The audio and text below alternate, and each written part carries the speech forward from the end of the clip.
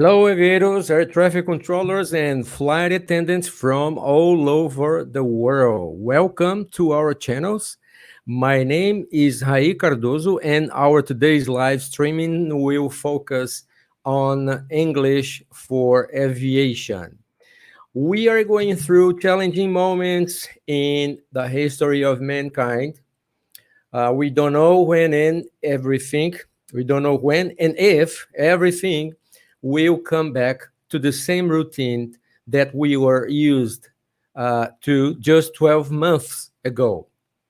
But one thing we know, it is necessary to be prepared. Only getting prepared for when the opportunities appear is totally useless. The opportunities always come. So be prepared for them. Let me briefly introduce myself uh, by talking about my personal background. I started my aeronautical career as an air traffic controller. I became a pilot some decades ago, and I have been flying the Boeing series as an air transport pilot since 1991. And I have been involved with training since 1999.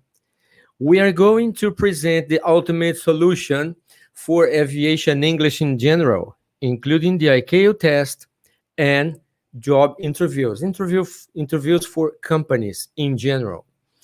And I would like to start by asking you a simple question, a very simple question. How do you feel when you have an interview? I mean, not in English, in your mother language, in your mother tongue, right? Like if you are from Spain, in Spanish, whatever. If you are from the Middle East, in Arabic, but not in English. How do you feel when you have to come across a personal interview in your own language? Do you feel stressed, maybe nervous, maybe insecure? Now you have an IQ test or a job interview coming up soon. Let's say that in 15 minutes, in 15 days, or maybe 10 days or 1 month coming up soon, you have an IQ test or a job interview. In English, of course, you have a decisive test. How do you feel now? Better now or worse now? More stressed, maybe terrified. And most important, how do you tackle this? How do you deal with these feelings, these negative feelings of feeling nervous, stressed, insecure? You keep doing the same things, using the same old methods of reading texts, writing sentences. You will not read or write anything during a test or a job interview. So, how come? Let me tell you a brief story about false beliefs.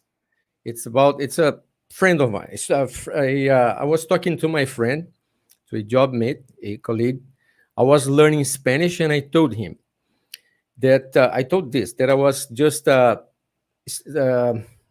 trying to learn some Spanish. He told me that he was about to take the ICAO test, and that his problem was when it comes to speak.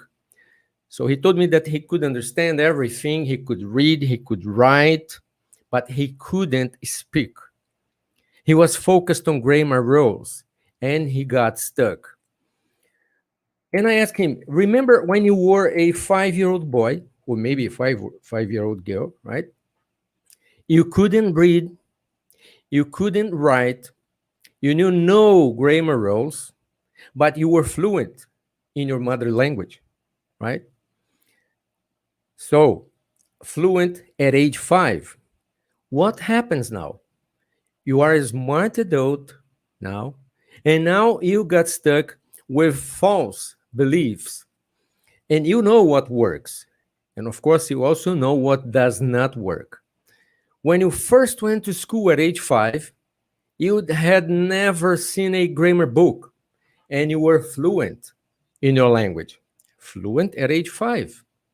It means you already know what works and what doesn't work.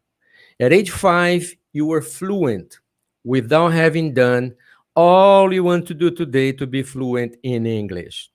But you already know it doesn't work. Americans do not know English grammar rules. Why should you? Do you know your mother language grammar? I don't think so. Americans make mistakes when speaking English. Why shouldn't you? Do you think I made mistakes today on this live streaming? Of course I did. Read my lips, please. Do not be afraid of making mistakes anymore. Why do you think you have to master grammar rules to be fluent in English?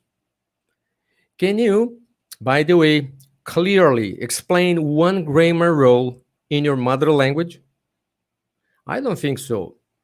So, why should you do it in English? Why? Tell me why. Now, other important point. Observe your everyday talk with your friends and family in your mother language. Most of the time, you are using the simple present and the simple past. And why? Why? Just because we human beings, we love talking about the past. We seldom talk about the present and we almost never talk about the future. It means that most of the time we use the past tense and the present tense. If most of the time we use the past tense and the present tense, guess what? To be fluent in English, you just need to master the simple present and the simple past. Simple as that. After that, you only need to play with some vocabulary and expressions. So after mastering the simple present and the simple past, all you have to do now is to be familiar with some technical or specific vocabulary, and that's it. You are fluent. You're ready to succeed on the IQ test and on a job interview. Believe me, that's the truth. Uh, Now, we have to change our old beliefs. You have to change your old beliefs. And you start by doing this. From today on, adopt this new belief. I failed in the past, in the last job interviews, or on the ICAO test, not because of me, but because of the old methods of using textbooks, full of grammar rules, verbs, hundreds of new vocabulary, and these things simply don't work. Period. You will not read or write anything during the ICAO test or on a job interview.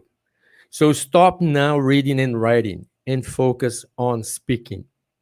And that's what our lessons are all about, speaking, deep, full conversation experience.